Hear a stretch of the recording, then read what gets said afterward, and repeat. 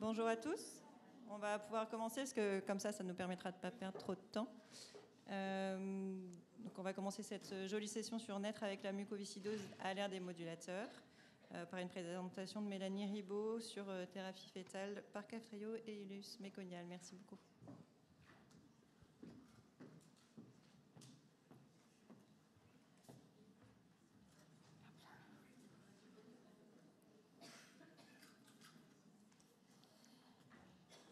Alors bonjour, donc je suis Mélanie Ribaud, je suis pédiatre dans l'équipe du docteur Denneville au CHU à Rennes et je vais vous présenter un topo sur thérapie fétale par Kaftrio et Ileus méconial.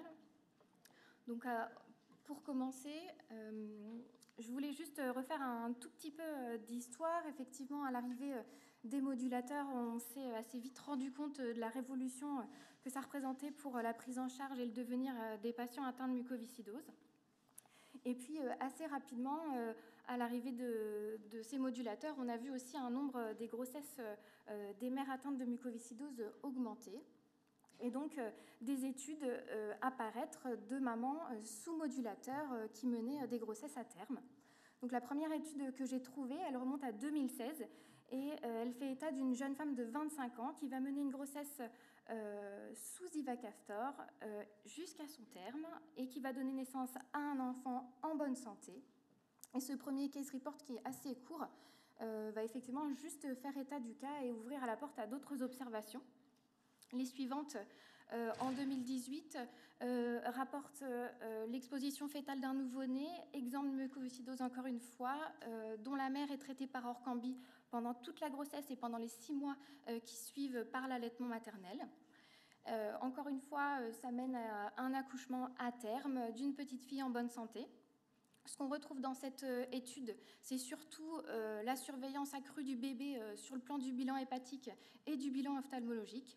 Et puis on voit apparaître aussi dans cette étude des dosages médicamenteux qui vont être effectués chez la mère, au cordon, chez l'enfant et dans le lait maternel.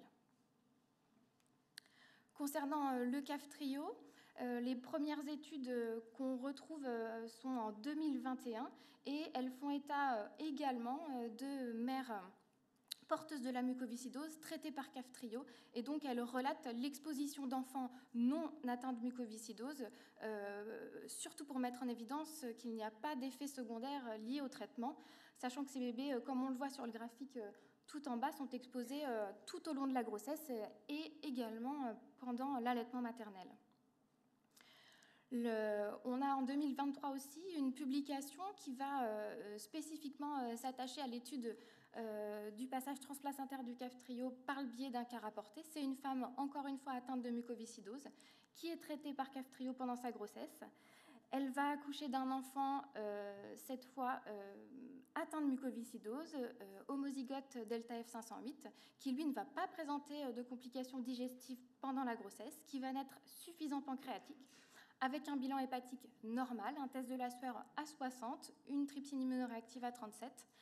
Et on va, dans cette étude, bien mettre en évidence le passage des médicaments transplacentaires chez le nouveau-né et également dans le lait maternel.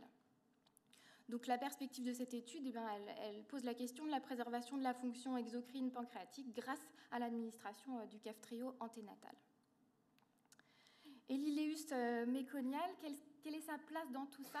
C'est des études plus récentes. On a notamment un cas rapporté aux États-Unis en 2022. Cette fois, on a une maman indemne de mucoviscidose qui va bénéficier d'un traitement par Kaftrio car son fœtus développe un Ileus méconial à 28 semaines d'aménorrhée et on décide de la mettre sous Kaftrio à 32 semaines. Elle va bénéficier du traitement de 32 semaines à 36 semaines d'aménorrhée plus 1 jour, donc jusqu'à son accouchement. On constate une résolution de l'Ileus méconial dans cet intervalle. Et on a un enfant qui naît donc à 36 semaines avec une élastase fécale à 240, donc suffisant pancréatique initialement, une trypsine immunoréactive à 104 et un test de la sueur à 80. Dans cette publication, il n'y a pas d'allaitement, l'enfant n'est pas exposé au Kaftrio pendant l'allaitement maternel, et donc, a priori, il ne reste pas un suffisant pancréatique. Et puis, La première étude européenne, elle fait état d'une femme espagnole de 32 ans chez qui on diagnostique une mucoviscidose chez son fœtus à 25 semaines d'aménorrhée. On découvre une hyperéchogénicité, une dilatation intestinale qui va suggérer un ileus méconial. Et après confirmation génétique, le Kaftrio va être débuté chez la maman à 31 semaines d'aménorrhée et poursuivi cette fois pendant tout l'allaitement. Il va bénéficier de 8 semaines de traitement anténatal, puis ensuite de plusieurs semaines en postnatal.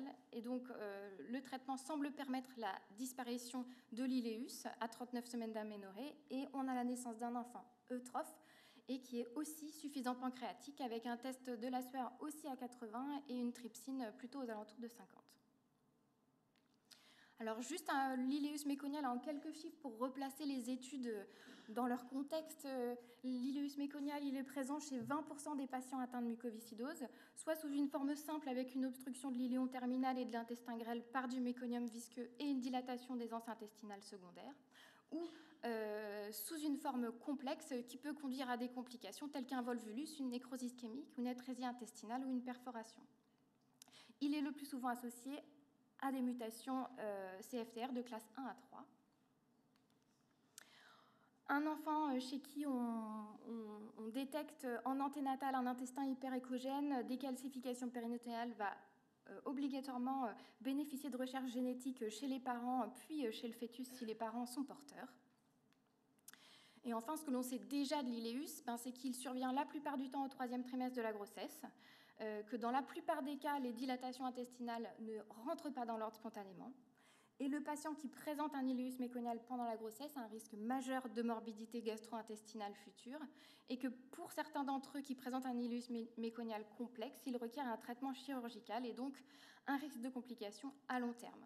On sait aussi que ces patients avec un ileus méconial ont un taux d'hospitalisation postnatale forcément plus élevé. Donc, toutes ces expériences internationales et ce qu'on sait déjà de l'ileus nous ont guidés un petit peu dans la prise en charge du cas que je vous présente aujourd'hui, qui est le petit Noam, et qui est né le 22 novembre 2023 au CHU de Rennes. Et donc l'histoire, elle débute avec sa maman, qui est Madame B, qui est née le 13-10-1985, qui est G4P1. Elle a accouché d'un petit garçon en 2009 en bonne santé, à 38 semaines d'aménorrhée. Cette grossesse-là, elle débute au mois d'avril et le papa est différent des grossesses antérieures. Et au départ, le suivi de la grossesse est simple. À 23 semaines d'aménorrhée, l'écho de référence met en évidence à la fois l'absence de vésicule biliaire et une paroi intestinale très discrètement échogène.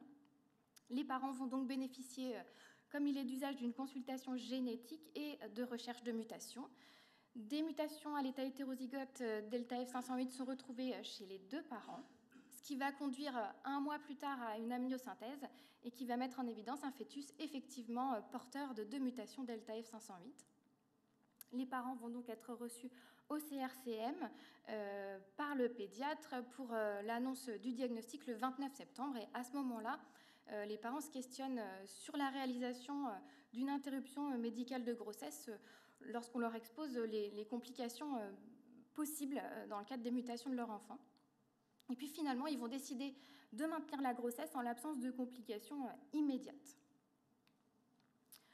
Donc sur des échographies successives, l'hyperégogénicité va se confirmer et donc Madame B va bénéficier d'une IRM fœtale à 32 semaines d'aménorrhée qui va retrouver un microcolon avec une petite stase méconiale au niveau de l'iléon terminal et une distension du grêle sans dilatation ni épanchement péritonéal. Il va alors se mettre en place une discussion entre l'équipe du CRCM de Rennes, le docteur Deneville et puis le professeur Sermet sur la possibilité, au vu des études déjà publiées, de mettre en place dans cette situation spécifique le Kaftrio chez cette maman qui n'a pas la mucoviscidose pour traiter cet enfant. Donc les parents vont être rencontrés à plusieurs reprises au CRCM à Rennes pour discuter des bénéfices, des risques du traitement pour la maman, pour l'enfant. Les parents vont avoir besoin de beaucoup d'explications et beaucoup d'études à l'appui, il n'y en a pas tant que ça. Et puis le professeur Sermet va aussi s'entretenir avec eux à 2 reprises du fait de son expertise nationale. Le dossier, donc là on est en novembre finalement, Le dossier va passer au staff d'EPN et il va être décidé de faire une demande de Kaftrio dans le cadre d'une thérapie fœtale à titre compassionnel devant la constitution de cet ileus méconial. Donc un protocole de surveillance anténatale va être élaboré de façon conjointe, finalement basé sur les études et puis sur les expériences des uns et des autres. Une décision de surveillance de l'IRM et de l'échographie tous les 15 jours et puis bien sûr des bilans hépatiques chez la maman. Elle va bénéficier d'une IRM de suivi à 33 semaines d'aménorrhée plus 3 jours. Là, on retrouve effectivement un aspect d'ileus méconial franc avec une dilatation de 4 anses intestinales qui se majore par rapport à la précédente IRM.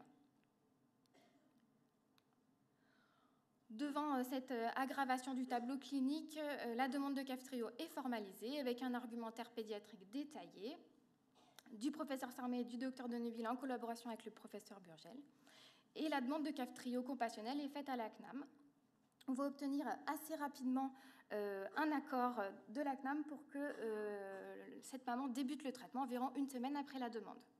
Donc le protocole de surveillance qui était élaboré de façon conjointe, il compte une IRM et une échographie tous les 15 jours, un bilan sanguin à la naissance de la mère et du bébé, le dosage du Kaftrio chez la mère au cordon et chez le bébé, et puis bien sûr le dosage via le dépistage de la trypsine immunoréactive, un test de la sueur, une élastase fécale rapidement à la naissance, un bilan ophtalmologique et un bilan hépatique. Donc la maman va pouvoir débuter le traitement le 14 novembre 2023 aux doses adultes classiques. Finalement, on a une étude, une échographie qui survient une semaine environ après le début du Kaftrio, le 22 novembre 2023, qui va retrouver une régression complète de l'hyperégochénicité, une absence de dilatation des anses grêles et pas d'épanchement intra-abdominal. Donc on a l'impression d'une histoire qui est un peu en train de s'arranger. Et puis cette maman, elle va se mettre en travail spontanément à 35 semaines d'aménorrhée, donc après 8 jours de Kaftrio. Elle va donner naissance à un petit garçon par voie basse qui s'est très bien adapté à la vie extra-utérine, aucune détresse respiratoire, aucun soutien ventilatoire. Sur le plan digestif, il va émettre son méconium presque immédiatement après la naissance, en tout cas en salle de naissance, puis à plusieurs reprises dans les 24 premières heures en quantité normale. Et ensuite, la mise en place du transit s'est faite de façon strictement normale, avec du méconium les 48 premières heures, puis des selles de transition par la suite régulières. Elle bénéficie d'une alimentation entérale débutée le jour même, avec du lait maternel et un hydrolysat de protéines de lait de vache le temps de la montée de lait. Les imageries postnatales réalisées, on en a une faite le lendemain de la naissance qui ne retrouve pas de distension pathologique du cadre colique ou des anses grêles, un côlon gauche de petit diamètre et le reste est sans particularité, il n'y a pas de syndrome occlusif et l'échographie réalisée une semaine après est strictement normale. Alors concernant les bilans sanguins réalisés à la maman et au bébé, chez la maman, il n'y a rien de particulier, tout est normal. Chez l'enfant, on a un bilan hépatique normal, un dépistage avec un dosage de la trypsine qui est à 39,8 microgrammes par millilitre, un test de la sueur fait à moins de 24 heures de vie à 71 millimoles par litre, contre 94 millimoles par litre à M1, et puis une élastase fécale faite très vite aussi, qui par contre montre un enfant déjà insuffisant pancréatique. Donc les dosages médicamenteux qui ont été effectués, c'est ce que je vous disais, conformément au protocole chez la maman, au sang de cordon et chez le bébé. Et comme dans les études dont je vais vous parler juste après, on retrouve des dosages un peu supérieurs dans le sang de cordon, mais sinon plutôt corrélés entre la mère et le bébé pour les 3 médicaments. Et ça avait déjà été décrit par le passé dans des études, notamment en 2022, une étude américaine qui avait été menée chez un couple de 3 mères-enfants. Dans cette étude, effectivement, comme pour nous, l'évolution des nourrissons était bénigne, la surveillance ophtalmologique était normale, les bilans hépatiques étaient normaux. Et comme dans notre cas, cette étude montrait des taux de Kaftrio dans le sang de cordon similaires ou supérieurs au taux sérique maternel au moment de l'accouchement, et les taux de nouveau-nés étaient comparables au taux maternel, ça c'est comme pour nous. Et comme dans notre étude, le dépistage néonatal était normal pour un des nourrissons avec une trypsine immunoréactive inférieure à la norme et des taux de chlorure dans la sueur également un petit peu inférieurs aux attentes et pour notre cas inférieurs au contrôle qu'on effectuera un mois après. Alors, les travaux en cours sur ce sujet, il y a une étude qui a débuté en 2021 dans 40 centres, donc multicentriques, sur 282 femmes enceintes sous Kaftrio pour leur mucoviscidose. Et donc, ces mamans, elles sont suivies pendant toute leur grossesse sur différents paramètres liés à leur muco. Et également, on étudie la pharmacocinétique du Kaftrio pendant la grossesse, à la naissance et pendant l'allaitement. Et le suivi va durer 35 mois, donc on n'a pas de résultats pour l'instant. Et puis plusieurs études françaises sont en cours, notamment sur l'étude du passage transplacentaire par l'équipe du professeur Tréluyer et le docteur Benabou, sur une étude notamment ex vivo basée sur les données de perfusion de cotylédons qui sont ensuite modélisées sur les concentrations fœtales simulées, et puis une étude de la pharmacocinétique chez l'adulte, notamment avec des femmes enceintes incluses par l'équipe du professeur Burgel. Donc l'évolution de notre petit patient, durant le premier mois de vie, il a une courbe pondérale parfaite, un transit quand même accéléré, et donc ça justifie qu'il soit mis sous crayon à J19. Et comme je vous l'ai dit tout à l'heure, un test de la sueur contrôlé à M1 de vie à 94 millimoles par litre, sachant que le traitement par Kaftrio a été arrêté par la maman à la naissance de l'enfant. Donc, il a maintenant quelques mois, 5 mois, et il se développe bien. Il n'y a eu aucune complication digestive chez Noam. On a une courbe staturopondérale qui est normale, et puis il a un traitement classique par crayon, sel, vitamine et kiné. Alors, je fais quelques diapos sur les autres expériences françaises, sachant que ce sont les médecins des hôpitaux qui ont bien voulu me prêter leurs diapositives, donc c'est très gentil. Donc, le cas du professeur Houdouin à l'hôpital Robert Debré, qui concerne une maman, encore une fois, non atteinte de mucoviscidose, qui va être traitée dans le but de résoudre l'ileus méconial découvert chez son fœtus à 25 semaines d'aménorrhée. Contrairement à notre cas, la maman va poursuivre le Kaftrio après son accouchement et pendant les 3 mois de son allaitement maternel. Et chez cet enfant, on note un retard à l'émission du méconium, un transit perturbé avec un syndrome occlusif incomplet à J10 de vie, et puis pour le coup, des dosages de Kaftrio qui semblent un peu bas. Pour autant, il n'y a pas de complications retrouvées chez l'enfant, pas de cataracte, c'est un bilan hépatique normal. On a aussi une patiente suivie par le docteur Grenet à l'hôpital Foch, une patiente homozygote delta F508 pour la mucoviscidose qui était éligible au Kaftrio dès le début de sa grossesse, mais après discussion des médecins d'adultes en concertation avec les parents et les pédiatres, devant l'incertitude de l'innocuité du Kaftrio sur les 2 premiers trimestres de la grossesse, la maman accepte de débuter le Kaftrio plutôt au 3e trimestre. Et donc là, ça fait 15 jours qu'elle prend le traitement et a priori, pour l'instant, tout va bien. Il y a aussi un cas au CHU de Bordeaux, aussi chez une maman atteinte de mucoviscidose, avec son enfant porteur aussi à l'état homozygote de la mutation delta F508, qui a bénéficié du Kaftrio pendant la grossesse et qui est né suffisant pancréatique, mais qui, à l'arrêt du Kaftrio, s'est révélé devenir insuffisant pancréatique. Et puis, la dernière patiente dont j'ai pu récupérer les données, c'est une patiente qui était suivie au CH de Corbeil-Essonnes, une patiente qui n'a pas la mucoviscidose, chez qui on fait le diagnostic chez son fœtus de mucoviscidose, et puis un mois après, une suspicion d'ileus méconial. Il va bénéficier d'une IRM fœtale avant de débuter le traitement, où on va visualiser l'ileus méconial, et puis quelques jours après le début de la prise de Kaftrio, on a une souffrance fœtale aiguë qui survient. Et à la relecture de l'IRM, il s'avère qu'il y a une atrésie intestinale et donc au vu du pronostic défavorable, l'IMG va être décidée par les parents.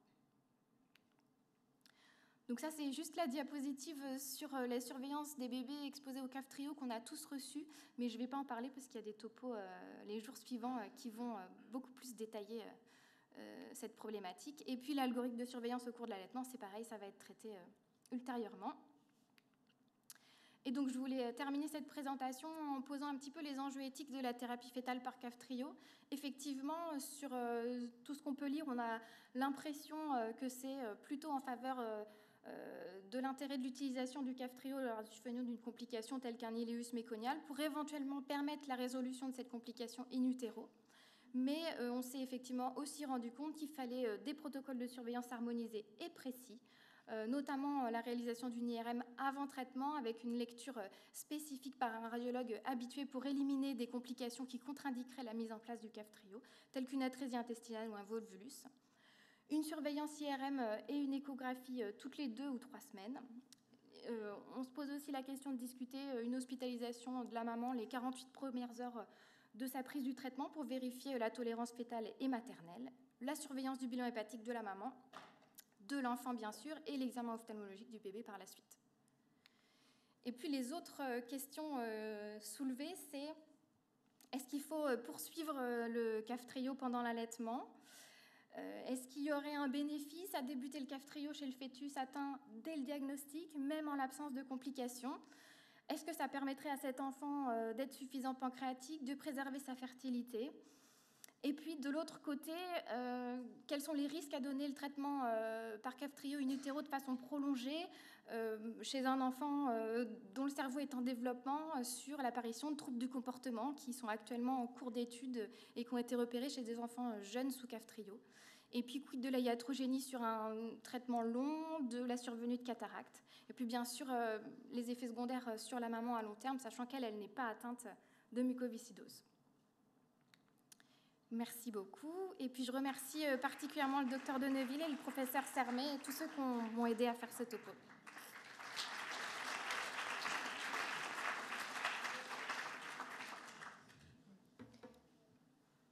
Merci beaucoup. Du coup, on a 5 minutes si vous avez des questions ou des réflexions sur ce sujet très intéressant.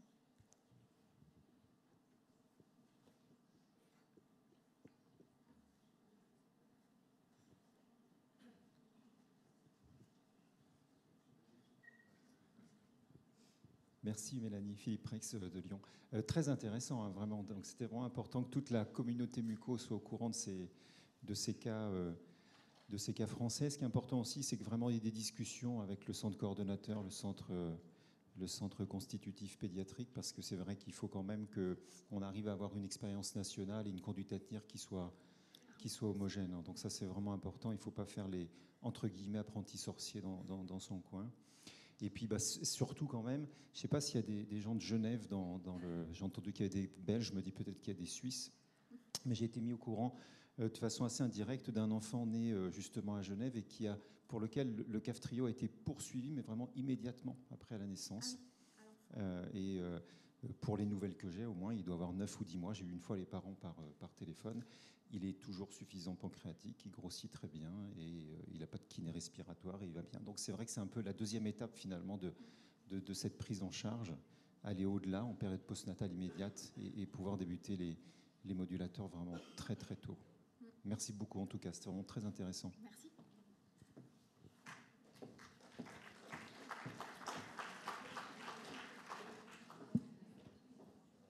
Donc nous allons passer...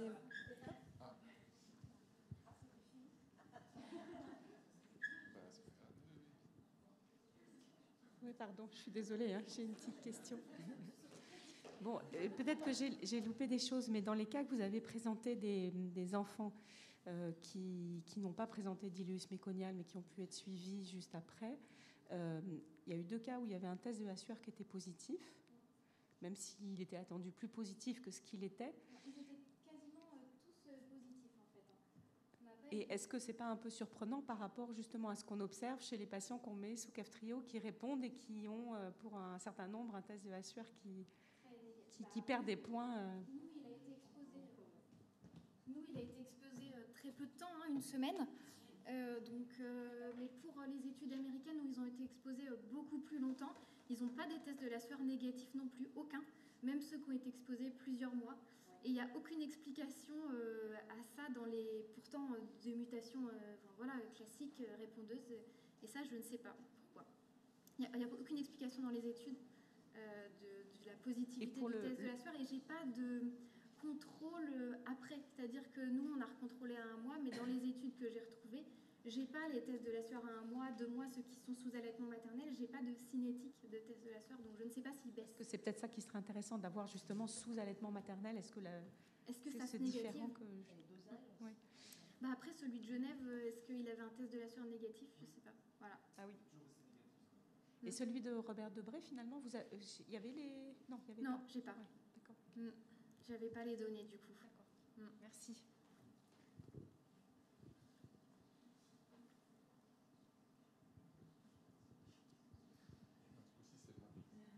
C'est toi, c'est bon. Donc le deuxième sujet, comment les modulateurs vont changer le conseil génétique, par le docteur Molac.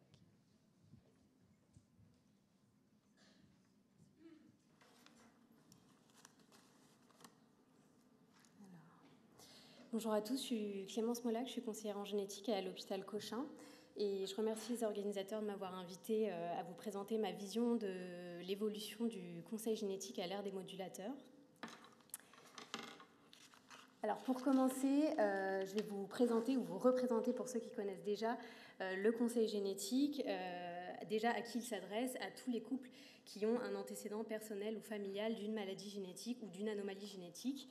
Et le but, c'est d'évaluer le risque de transmission pour un couple concernant la maladie en question, qui relèverait éventuellement d'une prise en charge en diagnostic prénatal ou diagnostic préimplantatoire.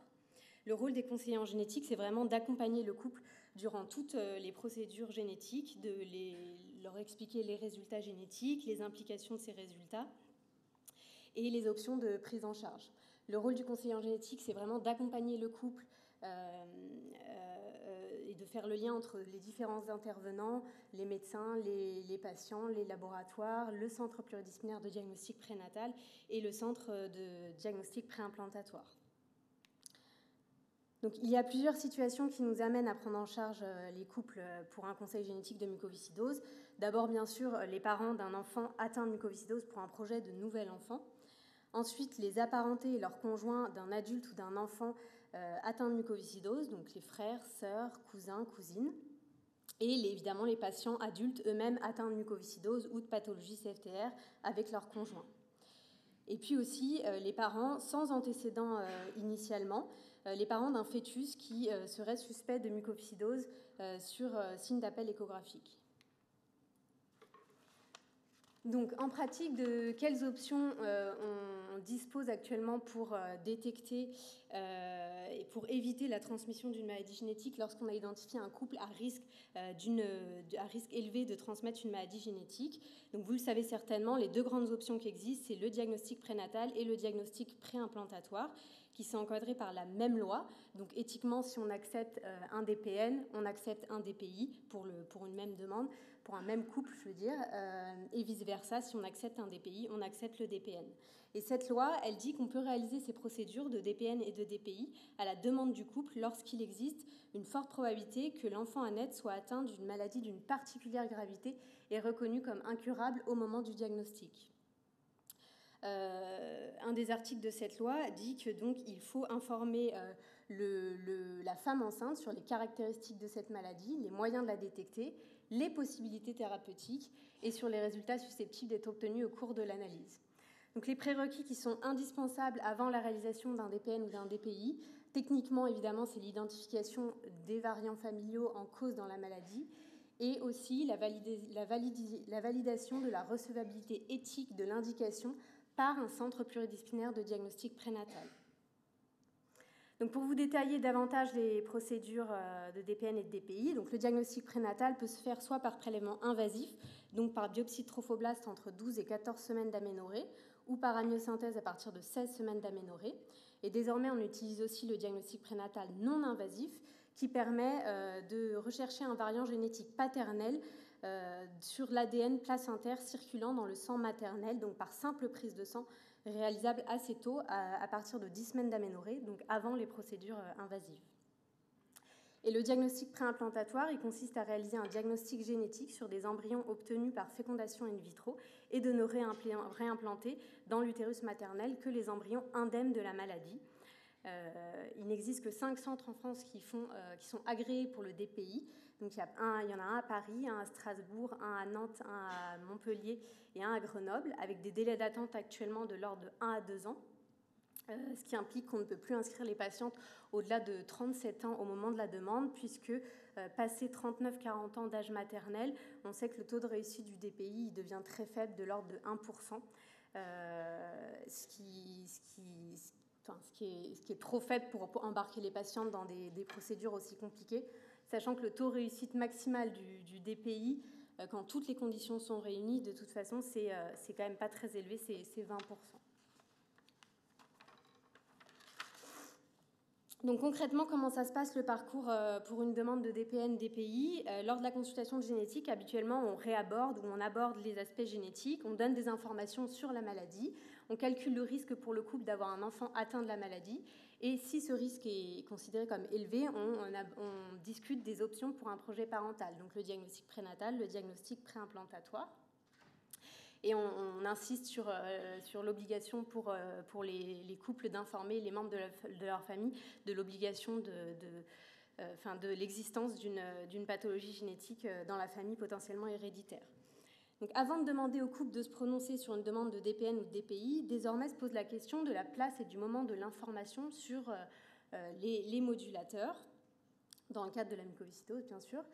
Donc, comment ça se passe? De mon expérience, quand il y a plusieurs situations, quand le couple est déjà suivi dans un CRCM, soit parce qu'ils ont un premier enfant atteint, soit parce qu'un des deux membres du couple est lui-même atteint de mucoviscidose, l'information, évidemment, elle est faite en amont au CRCM. Les patients, ils ont déjà toutes ces informations. Mais dans les autres situations, pour des patients qui n'ont pas d'antécédents eux-mêmes de mucoviscidose, parfois ils connaissent même très mal la maladie, donc on fait une première information en consultation de conseil génétique, en tout cas c'est comme ça que moi je fais, et ensuite on adresse systématiquement maintenant les patients au CRCM pour une information détaillée à la fois sur les maladies, mais aussi surtout sur les modulateurs.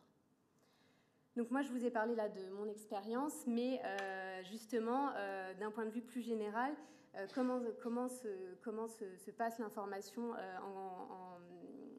en vue d'un diagnostic prénatal sur les modulateurs. Donc je vous présente sur cette diapositive une enquête qui a été faite auprès des conseillers en génétique de France sur les pratiques actuelles sur le DPN de la mucoviscidose, qui est une étude du docteur Alix de Becq-Delièvre du laboratoire de génétique de l'hôpital Henri Mondor et Madame Bérénice Ebrard, qui est conseillère en génétique aussi à Mondor. Donc il y a eu 29 répondants à ce questionnaire, et il faut déjà savoir que 45% des répondants disent manquer d'informations sur les modulateurs de CFTR. Sur la question est-ce qu'une information était délivrée au couple sur les modulateurs, 66% ont répondu oui.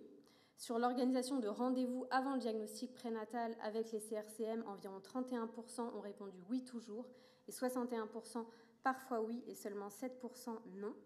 Donc on voit déjà que la possibilité d'une future thérapie ciblée selon le génotype, elle est le plus souvent évoquée en consultation de conseil génétique.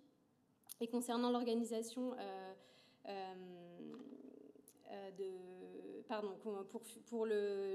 concernant le souhait des couples après la consultation au CRCM sur l'information, après l'information sur les modulateurs, il y avait quand même 63% des couples qui demandaient un diagnostic prénatal en vue d'une interruption médicale de grossesse. Donc même si les pratiques, elles évoluent, il y a quand même certaines choses qu'on ne voit pas évoluer pour l'instant en matière de projet parental avec l'arrivée des nouveaux traitements, alors qu'on aurait pu imaginer le contraire. Personnellement, tous les patients atteints de mucoviscidose que j'ai rencontrés ces dernières années sont toujours très au clair sur le fait qu'ils ne souhaitent pas transmettre la mucoviscidose. D'un autre côté, je pense qu'il y a toujours cette ambiguïté d'arrêter la grossesse d'un fœtus qui est atteint de la même maladie que soi-même, qui revient parfois à dire que sa vie ne vaut pas la peine d'être vécue, donc c'est compliqué à gérer pour les patients. Ce que les parents soulignent, ce que les patients soulignent, et c'est aussi ce qui fait que éthiquement le diagnostic prénatal, le diagnostic préimplantatoire de mucoviscidose, il est toujours recevable actuellement, c'est la notion d'incurabilité avec effet totalement suspensif du traitement. Donc on peut imaginer qu'en cas de pénurie, de crise, la maladie elle reprend telle qu'elle était avant les modulateurs. Donc c'est vrai qu'il faut aussi prendre ça en compte. Donc on voulait vous illustrer notre propos par quelques cas cliniques sur donc l'évolution du diagnostic prénatal à l'ère des modulateurs. Donc justement pour commencer, c'est un couple dont madame est atteinte de mucoviscidose. Elle a 42 ans. Elle est sous Kaftrio depuis très récemment et elle a débuté une grossesse complètement par surprise, de façon inopinée. comme cela peut arriver avec le CAF-trio. Malheureusement, l'analyse du GNCFTR qui a été faite en urgence chez son conjoint a montré qu'il était hétérozygote pour le variant F508del. Il a dû être réalisé en urgence à un conseil génétique et gérer une situation qui n'avait absolument jamais été anticipée par la patiente, puisqu'elle pensait qu'elle n'aurait jamais d'enfant et elle se pensait même stérile. Finalement, la patiente, elle était très au clair sur le fait qu'elle ne souhaitait pas avoir d'enfant atteint de mucoviscidose. Elle a demandé un diagnostic prénatal. C'était une situation qui était très difficile à gérer du fait de l'urgence de la réflexion et des décisions à prendre, et du fait que c'était probablement sa première et sa dernière grossesse. Et finalement, cette patiente n'a pas eu à prendre de décision puisqu'elle a fait une fausse couche. Pour ce couple, dont aucun des deux n'est atteint de mucoviscidose ni n'a d'antécédent familial de mucoviscidose, c'est une patiente qui a 27 ans. Elle présente elle-même une kératodermie aquagénique palmoplantaire avec 2 variants du gène CFTR à l'état hétérozygote composite, un variant à large spectre majoritairement associé à la mucoviscidose et un allèle complexe peu délétère. Cette fois-ci, les événements préconceptionnels, son conjoint a pu être analysé sans urgence et il s'est avéré porteur hétérozygote F508del. Suite à une très longue consultation de conseil génétique, le couple a demandé une prise en charge en diagnostic préimplantatoire. Et comme ils ne connaissaient ni réellement la maladie, la mucoviscidose, et encore moins les nouveaux traitements, je les ai adressés au CRCM pédiatrique qui a pu leur donner des informations détaillées sur la mucoviscidose et les nouveaux traitements. Et le couple était très rassuré à l'issue de ces consultations. Il m'a rappelé pour annuler sa demande de diagnostic préimplantatoire. Et quelques mois plus tard, le couple m'a recontacté donc très récemment puisqu'ils ont débuté une nouvelle grossesse et ils étaient demandeurs d'un diagnostic prénatal, ce qui m'avait un peu perturbée sur le moment parce qu'ils avaient l'air très au clair et très rassurés quelques mois auparavant après leur consultation au CRCM. Et finalement, une fois que la grossesse a débuté, ils m'ont expliqué qu'ils n'envisageaient plus d'avoir un enfant malade maintenant que ça devenait concret pour eux. Donc ils ont pu bénéficier d'un diagnostic prénatal qui a été réalisé d'abord par un diagnostic prénatal non invasif qui a permis d'exclure le variant paternel F508del dans le sang maternel. Et donc il n'a pas eu besoin de faire un diagnostic prénatal invasif dans ce contexte-là. Alors ensuite, un cas clinique dont vous avez peut-être déjà entendu parler, moi je ne les connais pas personnellement, c'est pour illustrer le regard de la société et d'un CPDPN en particulier sur les nouveaux traitements. Donc c'est un couple qui a bénéficié d'un diagnostic prénatal de mucoviscidose qui était défavorable, donc un fœtus atteint, et malheureusement qui s'est vu refuser l'interruption médicale de grossesse par le CPDPN qui avait fait le diagnostic prénatal en raison de l'existence d'un nouveau traitement efficace. Ça a beaucoup ému la communauté mucoviscidose, l'association de patients, et on comprend que la large médiatisation de l'autorisation de mise sur le marché du CAF-trio a donné le sentiment que la mucoviscidose est désormais une maladie curable, ce qui a posé des problèmes moraux pour les professionnels de ce CPDPN apparemment. Et cette histoire elle a été le point de départ d'un webinaire à destination des CPDPN pour informer au plus juste sur les modulateurs de CFTR. Et finalement, le couple a pu accéder à une demande d'interruption médicale de grossesse en sollicitant un autre CPDPN. Ça, c'est un couple dont on a entendu parler tout à l'heure. C'est pour illustrer l'utilisation des nouveaux traitements en prénatal. C'est un couple qui avait déjà une petite fille atteinte de mucoviscidose et qui a bénéficié d'un diagnostic prénatal par DPNI puis DPN qui était défavorable. Ils ont souhaité finalement poursuivre la grossesse et avec l'apparition de signes d'appel échographique, ils ont demandé d'accéder au CAF-trio, ce qui a été accepté en RCP local.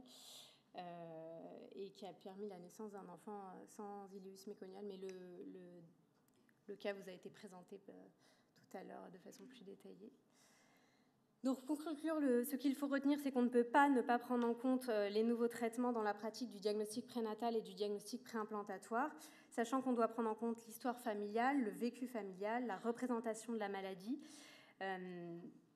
la valeur de sa propre vie, le projet parental, la culpabilité, la responsabilité de donner naissance éventuellement à un enfant malade en connaissance de cause, ça peut aussi être compliqué à gérer. Et il nous semble que dans ce contexte, l'approche pluridisciplinaire, elle est indispensable et qu'il faut organiser des rencontres entre les couples et les CRCM avant ou en début de grossesse. Il faut les informer impérativement sur ce qui est connu actuellement des nouveaux traitements sans non plus leur faire miroiter des choses qu'on ne peut pas se permettre, puisqu'on pour l'instant on a quand même peu de recul sur les nouveaux traitements. Et le plus important, c'est vraiment de proposer une prise en charge au cas par cas, d'accompagner le couple de façon singulière, qu'il n'y a pas de généralisation possible dans ces situations. Et pour finir, une phrase que je trouve particulièrement pertinente dans ce contexte, c'est que le milieu médical ne peut pas décider pour les parents.